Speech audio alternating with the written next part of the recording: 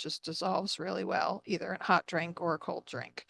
But why Well, are we talking about sugar, Don? good old AARP. I joined that up. It always makes me feel old.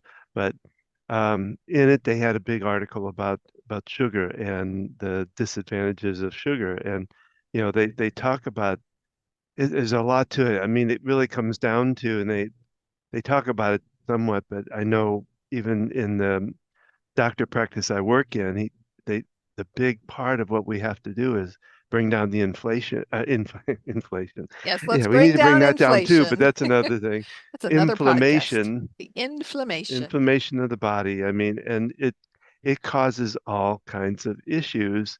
And so that's one of the first thing they do, of course, is they change the person's diet to get their stomach back in place and bring down that inflammation. But they talk about in this the different factors that it can influence, and I'll just kind of go through each one. We can kind of talk about it, but the first one it talks about dementia and the risk of dementia. I think that's coming out stronger and stronger now that because it talks about reducing the blood-brain barrier, which then cause all kinds of problems up in the brain.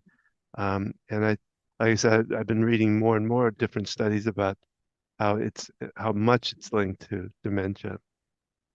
They talk about the having a big belly because as you take us in, the sugar turns into fat,